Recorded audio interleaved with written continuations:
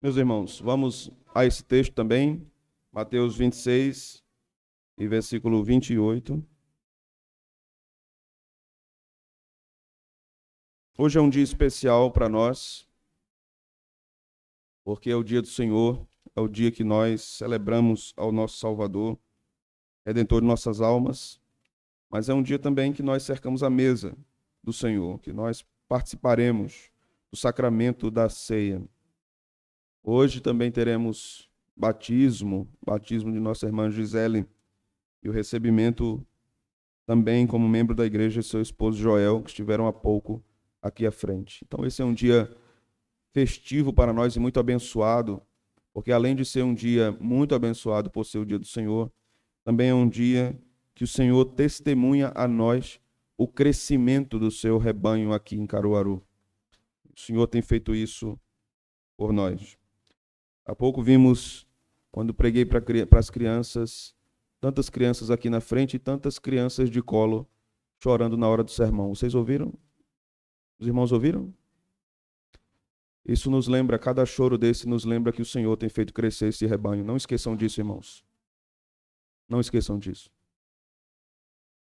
O Senhor faz com que a igreja cresça não apenas quando pecadores convertem-se ou quando recebemos irmãos que eram de outras congregações. Mas o Senhor dá crescimento à igreja quando crianças nascem. O choro dos bebês é um testemunho para nós. É Deus dizendo assim: eu dou crescimento à minha igreja. Talvez você se incomode um pouco com o choro deles, mas não se incomode tanto. Não se irrite tanto. Porque quando eles choram é porque eles têm algum incômodo. E os seus pais estão tentando saná-los. Quando nós também choramos, Deus atenta para nós, para as nossas privações ou nossos sofrimentos, né? Então, quando você escutar o choro de um bebê no templo, se lembre de que quando você chora, Deus escuta a sua oração. Amém, meus irmãos? Assim seja. Quanto aos pais, quando sua criança não estiver conseguindo ser consolada por você, você pode dar uma saidinha aqui atrás. Pode consolá-la, pode alimentá-la, pode trocar a fralda, às vezes pode ser uma fralda suja, e depois você retorna. A vida do povo de Deus é assim. Deus nunca disse: eu não quero que as crianças chorem no culto. Deus nunca disse isso. Deus nunca falou isso, né? Pelo contrário, vocês acham que os meninos não choravam 40 anos de deserto, não? Então, quanto aos pais, fiquem em paz. Adorem a Deus em paz. Se seu filho chorar é porque Deus lhe deu um filho. Lembre que é bênção do Senhor. Verso 28. Vamos lá? Vamos ler juntos, irmãos. Porque isto é o meu sangue, o sangue da nova aliança, derramado em favor de muitos para a remissão de pecados. Amém. Vamos orar? Senhor, o teu sangue é precioso e poderoso. Obrigado pelo sangue derramado. Obrigado, Cordeiro de Deus, que tira o pecado do mundo. Por ser o que tu és para nós. Bendito seja o teu nome eternamente. E haja em nós gratidão constante pelo que o Senhor faz. E haja em nós consciência profunda da obra de redenção. Fala conosco, Senhor, nessa noite, por meio de tua palavra, da proclamação dela, também por meio do sacramento, da ceia, do sacramento do batismo. É o que nós te oramos, no nome de Jesus. Amém. Podem sentar, meus irmãos.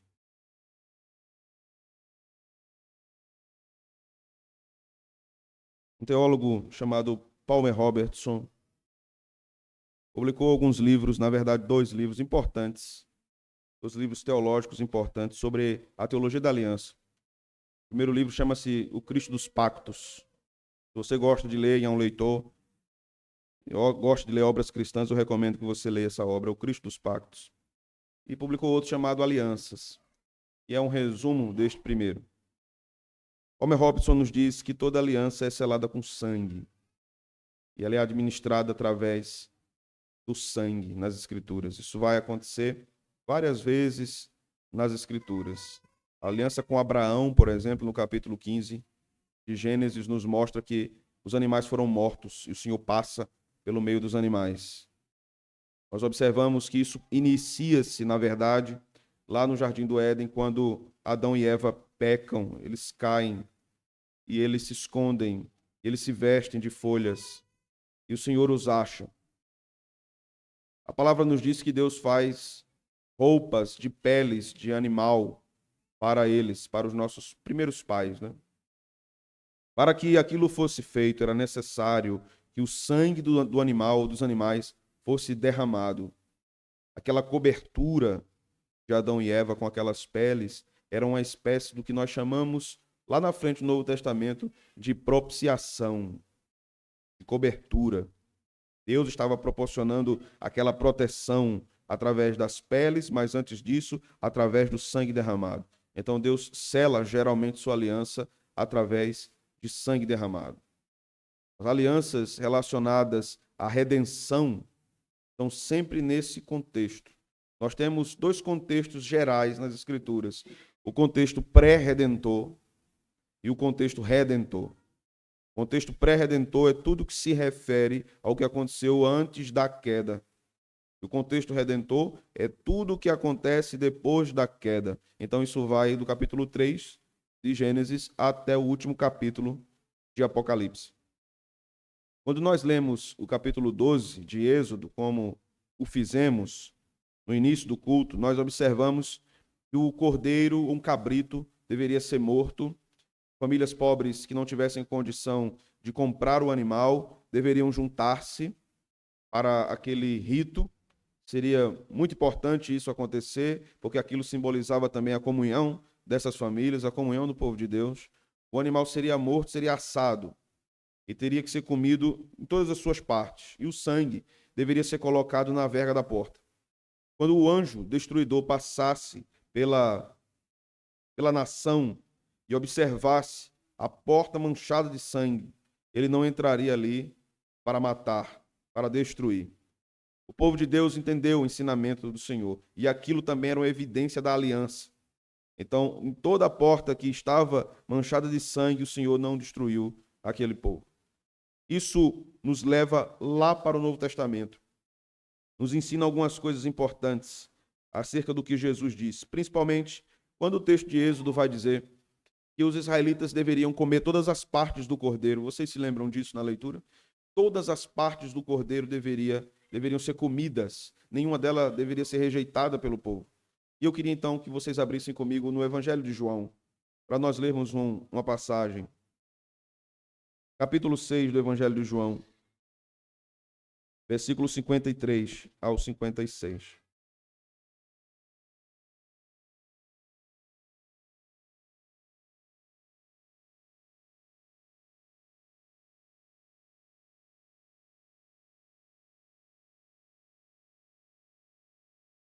João 6, do 53 ao 56, a palavra de Deus nos diz o seguinte: respondeu-lhes Jesus: em verdade vos digo, se não comerdes a carne do Filho do Homem, não beberdes o seu sangue, não tendes vida em vós mesmos.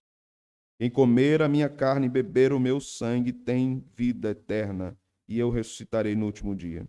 Pois a minha carne é verdadeira comida, e o meu sangue é verdadeira bebida. Quem comer a minha carne e beber o meu sangue, permanece em mim e eu nele. Prioritariamente, nós precisamos entender nesse texto que Jesus está falando da participação espiritual que um pecador tem com ele, da relação com ele. O comer a carne e o beber o sangue significa que aquele pecador tem comunhão com Cristo. Primeiramente é isso. É óbvio que isso aqui aponta para a ceia, né? Aponta para o ato litúrgico do sacramento de participarmos do pão e participarmos do vinho. Quando nós estendemos a mão e pegamos o pão, estendemos a mão e pegamos o vinho, nós estamos dizendo que somos partícipes do corpo do Filho e do sangue do Filho, que fazemos parte dessa aliança. Então, cumprimos isso que Jesus está dizendo. Mas o ato litúrgico de tomar o pão e de tomar o vinho deve ser um símbolo do que já está acontecendo na vida real, na caminhada cristã de um crente. Ele se alimenta de Cristo. Ele caminha com Cristo. Então aquilo é um símbolo, é um selo que mostra uma realidade espiritual e muito maior do que o símbolo. O símbolo não é maior do que a realidade é maior do que o símbolo. Assim como Cristo é maior do que o pão e maior do que o vinho. Quando nós observamos isso no Novo Testamento e lemos o capítulo 12 de Êxodo, nós podemos perceber algumas coisas interessantes, porque havia uma coisa tão interessante posta no Antigo Testamento que o animal deveria ser separado 4 dias antes do sacrifício. E exatamente o período que Cristo entra em Jerusalém. O cordeiro estava sendo preparado para a morte. Assim como os judeus sacrificavam animais, Deus estava agora sacrificando o seu filho. A Escritura nos diz o seguinte em Lucas 23, 44, você não precisa abrir. Já era quase a hora sexta. Escurecendo-se o sol, houve trevas sobre toda a terra até a hora nona. E rasgou-se pelo meio o véu do santuário. Então Jesus clamou em alta voz: Pai, nas tuas mãos entrego o meu espírito. E dito isto, expirou. O cordeiro foi morto. Exatamente como a lei dizia. No dia em que a lei dizia. A Páscoa foi consumada absolutamente na morte de Jesus. Porque ela, lá no Êxodo, dessa saída do povo, dessa passagem do anjo, apontava para uma obra muito maior, que seria a obra de Jesus na cruz do Calvário. Por isso, como disse pela manhã, irmãos, nós não comemoramos a Páscoa judaica. Todos os meses nós comemoramos a Páscoa, quando rodeamos a mesa do Senhor. Todas as semanas comemoramos a Páscoa, quando nós celebramos o Cristo ressurreto. Mas esse período é interessante para nós, porque como a sociedade ela está disposta a ouvir mais sobre isso, ela está aberta a ouvir mais sobre isso, por causa da cultura da cristandade, desde sempre, que tem influenciado o Ocidente, então nós aproveitamos. Nós não pensamos apenas na morte de Cristo na Páscoa, março ou abril. Nós pensamos isso todas as semanas, porque Cristo morreu e Ele está vivo. E o que é que nós aprendemos, então, a respeito do sangue de Jesus? Porque há essa ênfase num sacrifício cruento de Cristo, num sacrifício terrível de Cristo. Nós precisamos refinar a nossa imaginação sobre essa questão. Quando Cristo foi morto na cruz, ao contrário do que os filmes mostram, ele estava absolutamente despido, irmãos. Absolutamente despido. A sua face estava desfigurada. Ele tinha sido açoitado, as suas costas estavam abertas. A carne estava exposta.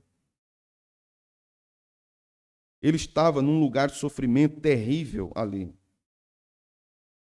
Então, por isso, nós devemos entender que o sangue de Jesus tem algum valor nessa obra de redenção. E o que é que significa o sangue derramado para nós, para os cristãos? Em primeiro lugar, Paulo diz que o sangue de Cristo é reconciliador. O texto diz, em Colossenses 1:20, e que havendo feito a paz pelo sangue da sua cruz, por meio dele reconciliasse consigo mesmo todas as coisas, quer na terra, quer nos céus. Por causa do sangue derramado, nós temos reconciliação. Nós somos atraídos a Deus Pai.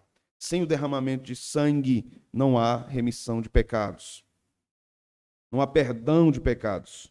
Quando nós observamos o que João diz, no capítulo 6, verso 54, que nós lemos, João diz o seguinte: quem beber o meu sangue tem a vida eterna. O sangue de Jesus proporciona a vida eterna. Não há outra forma.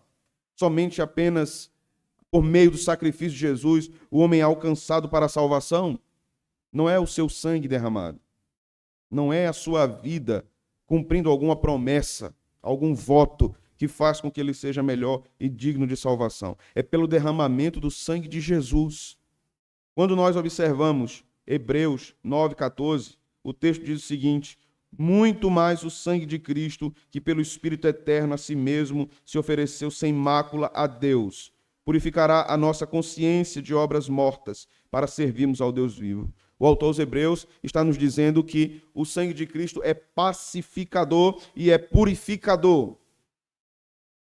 Só temos purificação de nossas consciências mortas e pecaminosas por meio do sangue precioso de Jesus Cristo. Você pode buscar terapia, você pode buscar qualquer outra coisa nessa vida para diminuir a sua carga de culpa. Somente Cristo pode fazer isso através do seu sangue na sua vida. Somente o sangue de Cristo pode purificar você de toda culpa. Porque mesmo quando sua mente lhe acusar, você pode se lembrar que o Senhor disse que os seus pecados foram purificados por meio do seu sacrifício, por meio de sua obra. Quando nós observamos o cálice, quando nós olhamos para o cálice, nós devemos nos lembrar de algumas coisas importantes, como nos diz, por exemplo, o Catecismo de Heidelberg. Assim como não há vida no corpo sem sangue, não há vida na igreja sem o sangue de Cristo.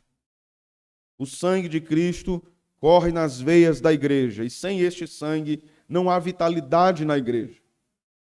Assim como o vinho mata a sede do corpo, é o sangue de Cristo que mata a sede da alma do pecador e da igreja. Nós somos saciados no sangue precioso de Jesus. Por isso que Paulo vai dizer em 1 Coríntios 10 que aquela água tirada da rocha é verdadeira bebida espiritual para o povo. De que o maná dado por Deus vindo do céu era verdadeira comida.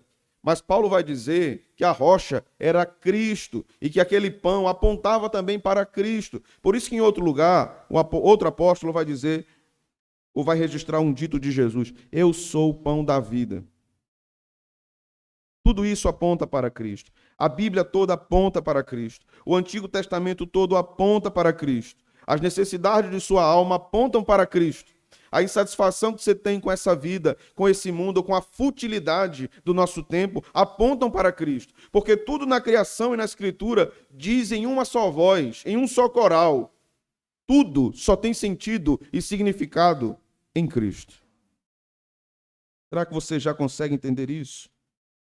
Hebreus também vai nos ensinar no capítulo 10, versículo 19, tendo, pois, irmãos, intrepidez para entrar no Santo dos Santos pelo sangue de Jesus. É por meio do sangue apenas que nós temos o céu. Somente por meio disso. O cristianismo é uma religião que demonstra que a paz vem aos corações por meio da execução de um inocente. Por meio de um sacrifício cruel de um inocente. Às vezes a gente esquece disso, irmãos. A gente se pergunta, né? Por que eu sofro tanto? Por que eu sofro tanto? Por que só comigo? Por que outras pessoas não sofrem tanto quanto eu sofro? A gente tem que ter cuidado para a gente não se comparar a Cristo. Temos que ter cuidado com isso. Ninguém sofreu mais do que ele. E o seu sofrimento é também um exemplo para nós. Todas as vezes que você estiver sofrendo intensamente, se lembre, Cristo sofreu muito mais. E o que eu estou vivendo é incomparável com o que ele viveu. A primeira coisa. A segunda coisa. Sabendo disso, de que ele sofreu tanto e venceu a morte, eu tomo posse verdadeiramente da verdade bíblica que diz que em Cristo Jesus nós somos mais do que vencedores por meio daquele que nos amou. Isso se refere à nossa salvação. Em Cristo nós temos paz em meio à tormenta. Em Cristo nós temos um barco para dormir no meio da tempestade. Em Cristo nós temos um travesseiro para repousar nossa cabeça no meio de uma floresta perigosa. Em Cristo nós temos segurança, porque é Cristo que é o nosso castelo forte. E tudo isso nos vem por causa da obra redentora, do sangue derramado. Então, meus irmãos, como podemos nos apropriar desse Cordeiro Santo que nos dá a vida? Primeiro, crendo com o nosso coração e confessando com a nossa boca. Isso é muito simples no Evangelho. precisa crer e você precisa confessar. Creia e confesse. Cristo, entra no meu coração e na minha vida. Eu não consigo fazer nada por mim mesmo. Cubra-me com o seu sangue. Segundo lugar, não apenas a apropriação do Cordeiro como Salvador deve estar diante dos nossos olhos e na nossa mente, mas a apropriação do Cordeiro que nos alimenta. Ele é o nosso Salvador, mas ele também é o nosso sustento. Ele nos sustenta. Nós esquecemos disso também, meus irmãos.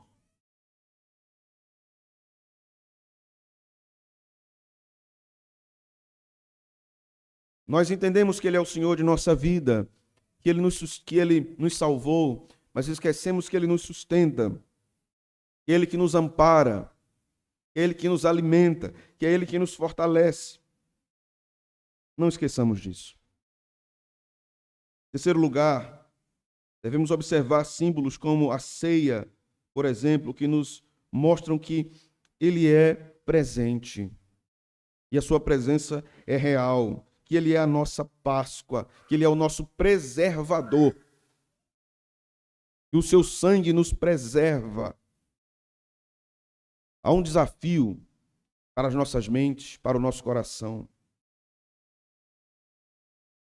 Porque nós acreditamos facilmente que ele nos preservou do inferno e da ira, mas duvidamos muitas vezes que ele nos preserve de coisas mais rotineiras da nossa vida. Ainda que sobrevenha a nós uma catástrofe, ele nos preserva. Ainda que o câncer nos alcance, ele nos preserva. Ainda que a pobreza assole nossa casa, ele nos preserva. Ele é aquele que cuida de nós. Não duvidemos disso, né? Em último lugar, meus irmãos, esse Cordeiro se manifesta a nós na história e na palavra, porque a história do mundo é a história da redenção. Isso é interessante, não é? Porque quando nós estamos ou estudamos, né, como eu, em escolas, quando você vai estudar história, você se lembra de história ter estudado sobre Moisés? Ou ter estudado sobre Abraão? Ou ter estudado sobre Salomão? Quando você estudou aquelas disciplinas de filosofia, você ouviu um professor falar um pouco sobre Eclesiastes? Quando você estuda história, você ouviu, por exemplo, falar sobre a monarquia hebraica? Certamente não. Talvez alguns privilegiados que estudaram escolas cristãs tenham ouvido. Mas a história registrada na Bíblia caminha com todo o resto da história. Mas o mundo perdido diz que isso aqui não é uma fonte confiável. O mundo perdido acredita que as cópias das obras de Platão, que tem mais ou menos 400 anos achadas, elas são mais confiáveis do que os manuscritos da Escritura, que tem manuscrito de 200 anos antes de Cristo. O mundo perdido terá dificuldade de entender que a Bíblia é a fonte histórica mais confiável do mundo todo. Do mundo todo. É por isso que Deus é o único que pode dizer como o mundo começou, porque ele era o único que estava lá. Não tinha outro lá. A ciência não pode observar isso. Porque ninguém estava lá.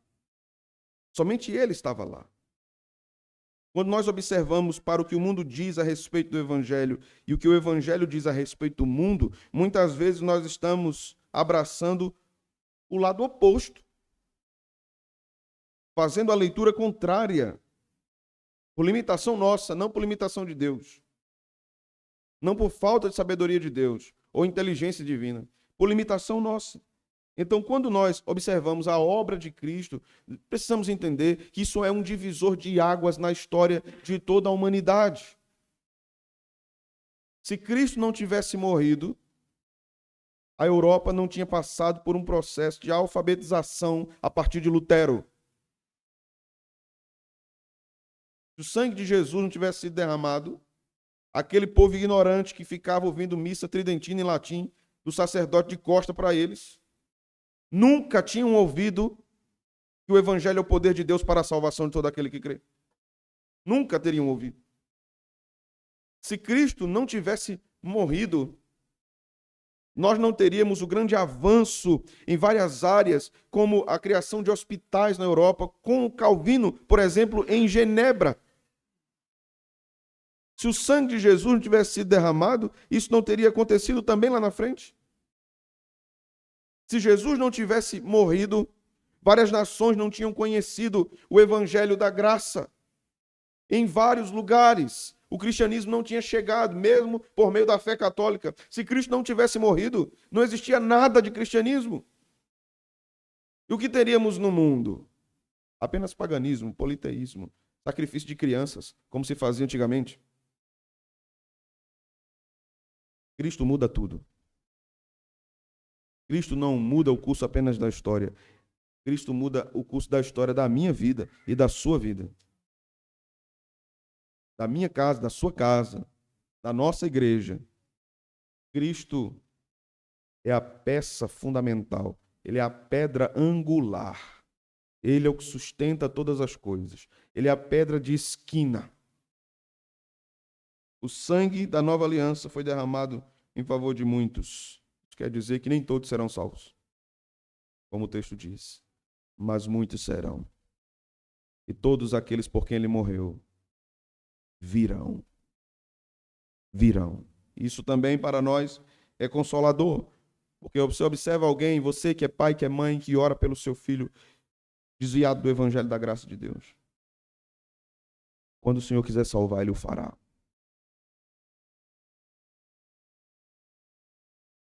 E Deus não precisa nem de você para fazer isso. Deus não precisa nem de você. Ele invade os corações. Ele revoluciona uma mente antes inimiga dele e a transforma em alguém devoto.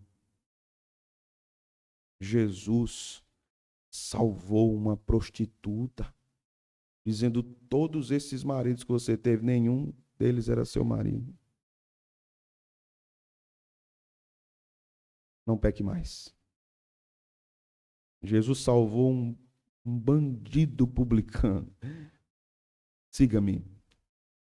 Jesus salvou um religioso perseguidor, transformando num vaso de honra, ensinando-lhe a sofrer pelo seu nome, Saulo de Tarso.